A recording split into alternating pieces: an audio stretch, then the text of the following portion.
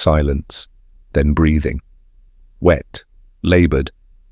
The sound of air dragged through ruined lungs, filtered through metal. November 25th, 1177. You're looking at a teenage boy who can barely close his fingers around leather res.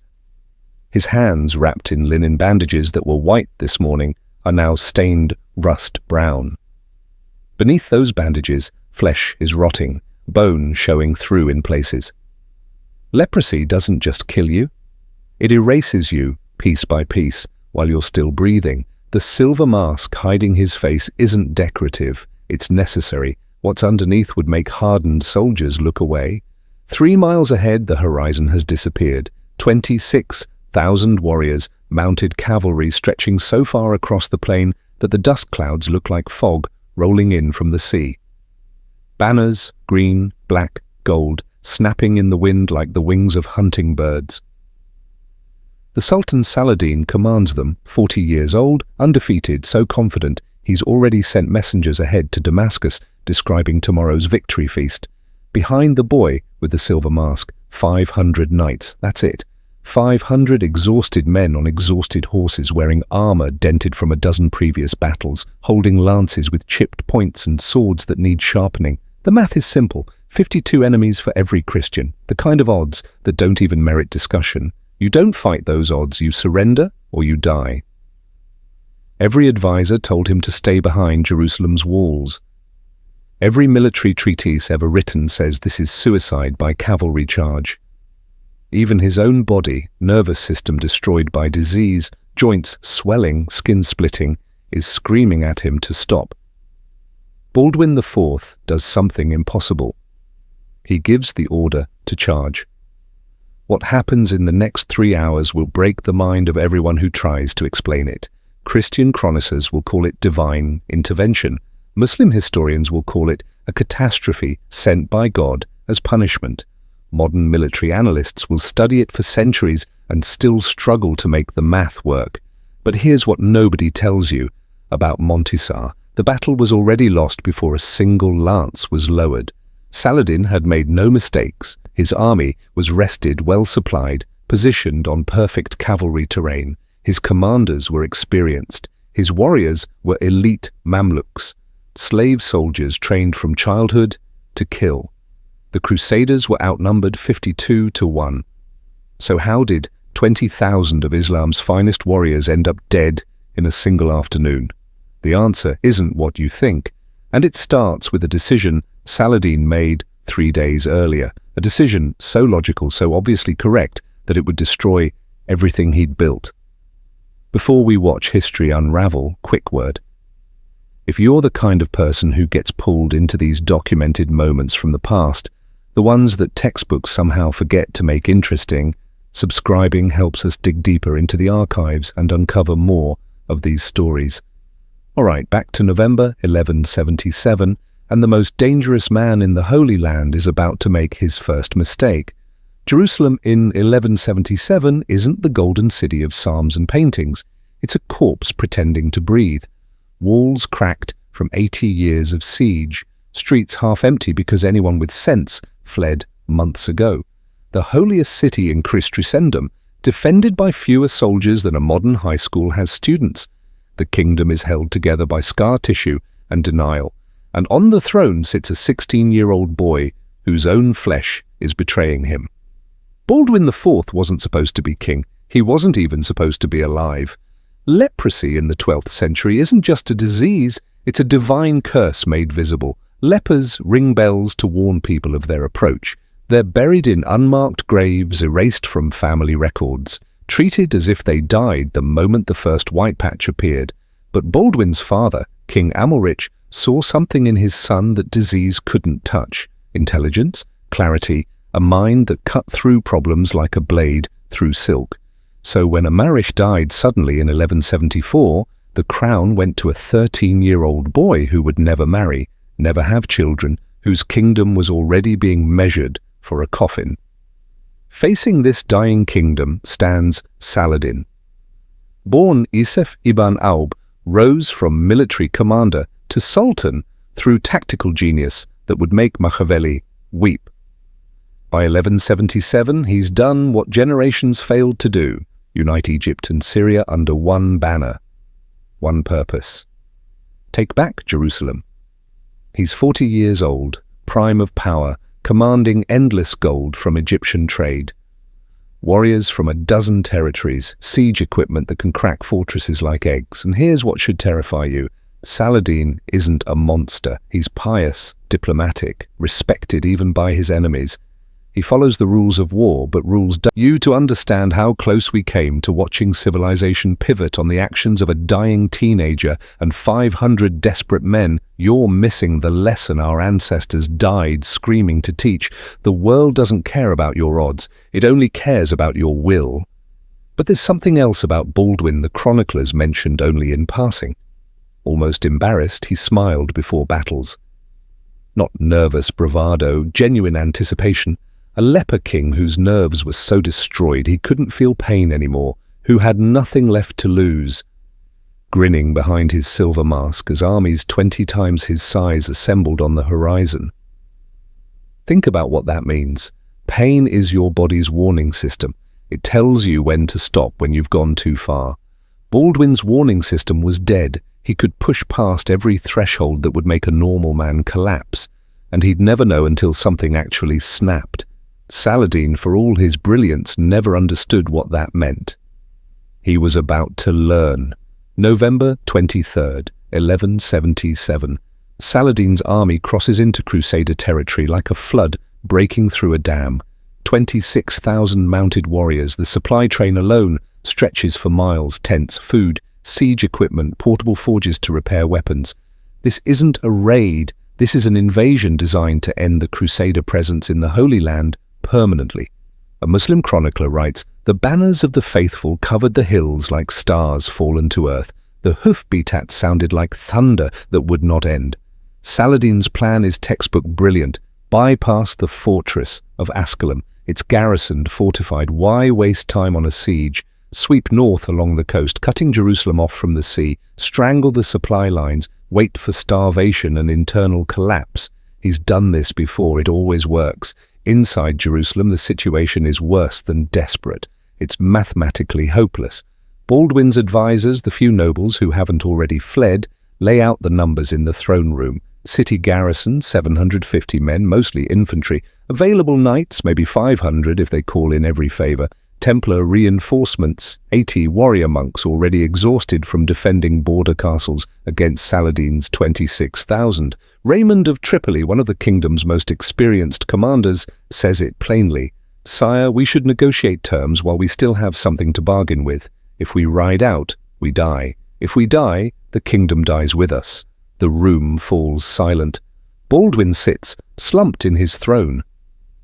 Standing for more than a few minutes causes his joints to swell and crack. His advisors can see him trembling with the effort of staying upright, but understand what he's weighing. If he stays behind Jerusalem's walls, the city might hold for weeks, maybe months, if they ration carefully. But Saladin will burn every village, every farm, every church within 50 miles. The civilian population will suffer slowly, horribly. If he rides out with 500 knights, they die quickly.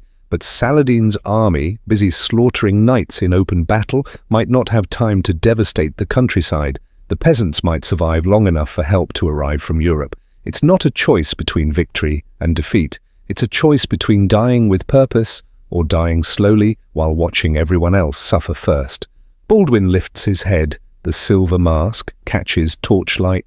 "Raymond, how fast can Saladin's army move when it's spread out foraging?" The question confuses everyone. Raymond frowns. "Slower than usual, sire. They'd need time to reform ranks, and if we hit them while they're scattered, the room goes cold."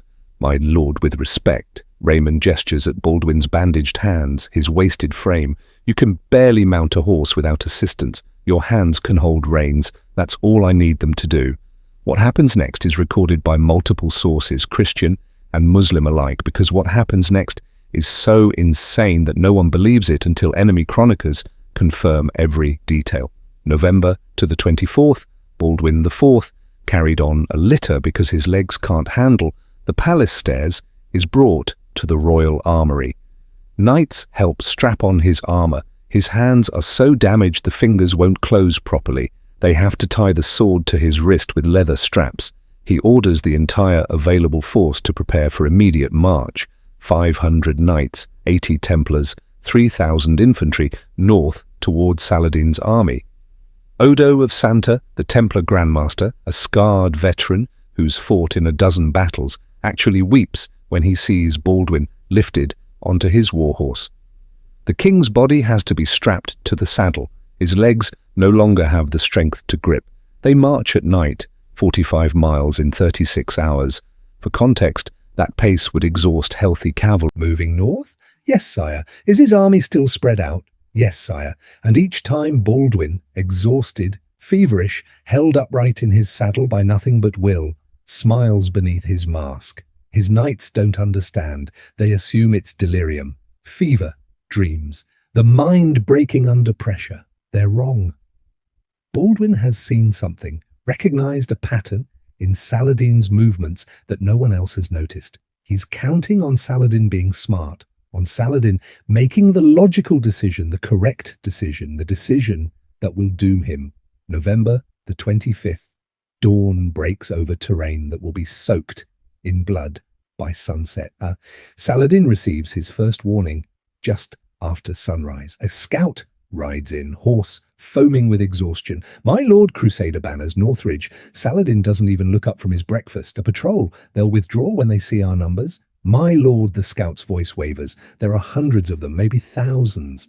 Now Saladin looks up, and for the first time in his military career, the undefeated Sultan of Egypt and Syria realizes he's made a mistake. His army, confident, undisciplined, after days of easy marching, spread across 3 miles of countryside, looting farms and resting horses, is caught completely unprepared.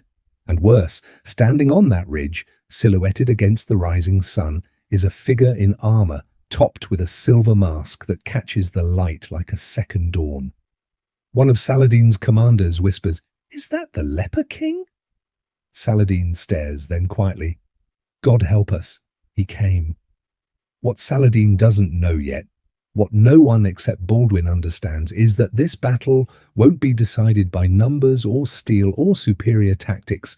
It will be decided by pain, or rather, the complete inability to feel it. 2 p.m., November 25th, 1177. The air smells like horse sweat and fear. Baldwin's 500 knights have formed a wedge at the tip. 80 Templars in white cyrates with blood-red crosses, men who've taken vows to never retreat, never surrender, never ask for mercy. Behind them, exhausted secular knights who said goodbye to their families yesterday, knowing they'd never return. And at the front of this impossibly outnumbered formation, strapped to his horse like a corpse being transported for burial, is Baldwin IV. His advisors are screaming at him one last time. "Sire, we can still fall back. Regroup at .. Baldwin raises his bandaged right hand. The gesture shouldn't be possible. His fingers barely function. But somehow, impossibly, he raises that hand high enough for 500 men to see it, and he drops it forward. The signal to charge. You're one of those knights in that moment. You're about to charge 26,000 warriors. 52 enemies for every one of you. The mathematics of your death are already calculated. You'll be remembered as brave, maybe, but mostly just dead. Leading you is a 16-year-old boy whose body is literally rotting off his bones, who needs to be tied to his horse to stay upright, who should be in a monastery somewhere, not on a battlefield. But then you see something that changes everything. As the charge begins, as 500 horses surge forward and the ground starts shaking, Baldwin leans forward in his saddle. You can't see his face behind that silver mask, but you know he's smiling. And you think, if he's not afraid to die, why am I? At 400 yards, Saladin's scattered forces start scrambling to form defensive lines. Too slow. At 300 yards, Muslim archers fire. Arrows fall like black rain. Knights drop. Horses scream and tumble. The charge doesn't slow. At 200 yards, Saladin himself is shouting orders, trying to rally his center, his elite Mamlukes. 8,000 slave soldiers trained from childhood to kill are forming ranks as fast as they can, but they're terrified, not of the numbers, of the madness charging toward them. At 100 yards, Baldwin does something no chronicler can explain. He draws his sword. His hands don't work. The blade is tied to his wrist. He shouldn't be able to lift it, but he raises that sword above his head, and 500 knights behind him see their dying king holding steel to the sky, and they scream, not a battle cry, but something primal, something that sounds like fury and grief and faith all burning together. At 50 yards, Muslim horses start backing up. Animals know, they smell death coming. At 10 yards, Muslim soldiers in the front ranks throw down their weapons and run. 2:15 p.m. The Templar wedge hits Saladin's hard, wheel away, regroup. It's basic tactics taught to every knight from childhood. The Templars keep going. They drive through the Muslim centre like a blade through flesh. And behind them, Baldwin's secular knights pour into the gap, widening it, turning it into a wound that won't close. 2:30 p.m, Saladin Centre. 8,000 warriors who've never lost a battle breaks, not retreats in good order, not falls back to secondary positions, breaks, men throwing down weapons, tearing off armour because it's too heavy to run in, trampling each other in panic to get away from those white and red crosses that just keep coming, keep killing, don't stop, won't stop, can't be stopped. Saladin himself is screaming at his officers, reform, reform the line. No one's listening because something impossible is happening. That dying boy on the dying horse is cutting through their ranks like he can see the future, and his knights are following him like he's opened a road straight to paradise, and everywhere the silver mask turns, Muslim warriors flee. And here's where Baldwin's smile finally makes sense. Those ravines cutting through the plain, the ones Saladin hadn't bothered scouting because he assumed he'd never need to retreat. They're funneling the fleeing Muslims into natural kill boxes. Knights pursue, and suddenly thousands of warriors are trapped in narrow canyons with steep walls, trampling each other, suffocating under the weight of their own panic. A Christian chronicler will later write, "The ravines filled with bodies like wells, filling with water, until the dead made bridges for the dying to cross." A Muslim historian will confirm it. "We fled into the earth's mouth, and the earth devoured us." 3 p.m, Saladin's personal guard, 2,000 of the finest warriors in the Muslim world. Men sworn by sacred oath to die before leaving their sultan, sees the Templars is coming, and they run. Saladin, abandoned, surrounded, does the only thing he can do. He finds a racing camel, faster than a horse in sand, and flees. The Sultan of Egypt and Syria, who'd never lost a battle, who commanded 26,000 men that morning, is running for his life on a pack animal.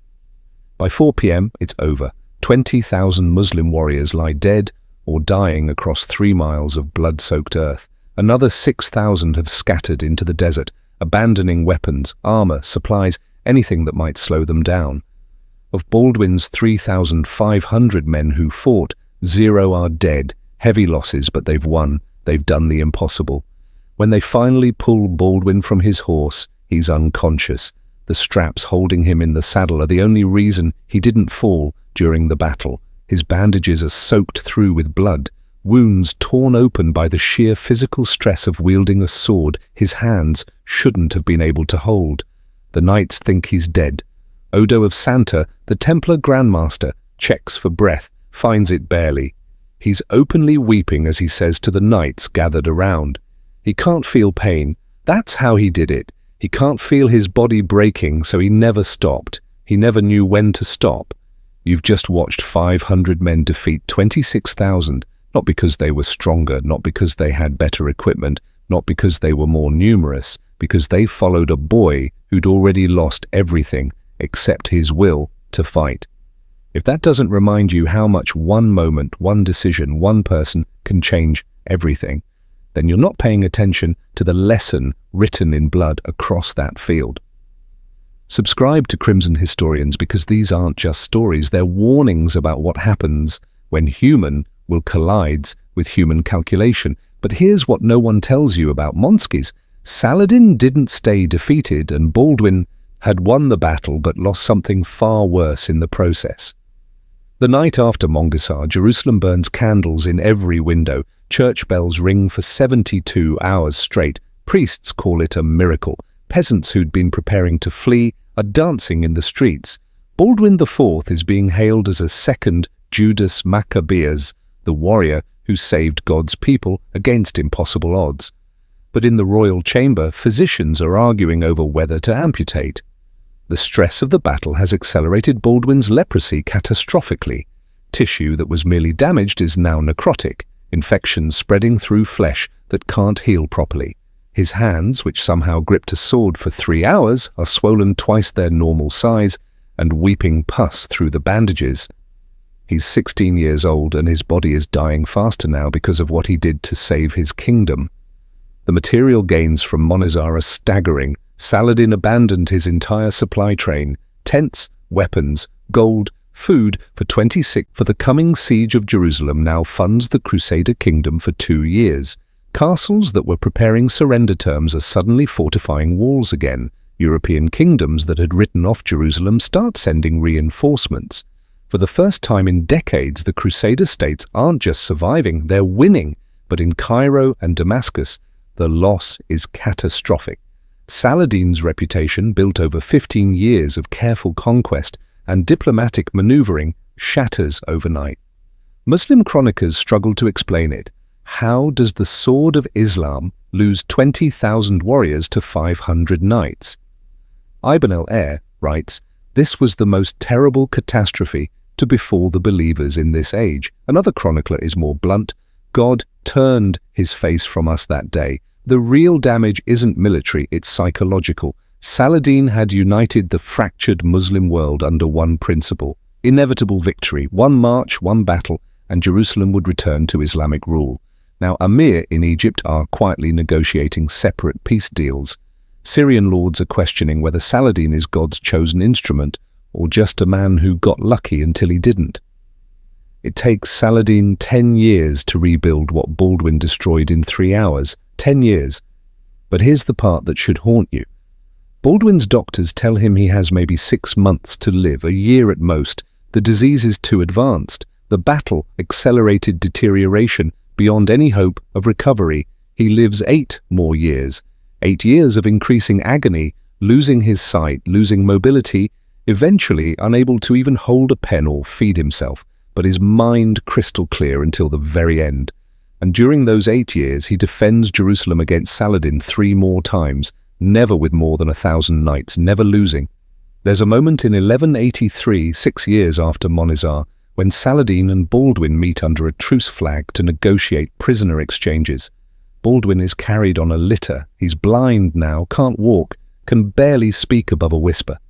Saladin looks at this broken boy who's haunted him for years and says something that Muslim chroniclers faithfully recorded: "I do not understand how God could give such a mind to such a body." Baldwin's response, whispered through a translator because his voice is too weak to carry: "Perhaps so that when I win, no one can claim it was by strength alone." Saladin rides away in silence. And here's the final twist that reframes everything. When Baldwin IV finally dies in 1185, age 24, body destroyed, legacy secured, Saladin waits exactly 2 years. Then he conquers Jerusalem. Without Baldwin, the Crusader states collapse in months.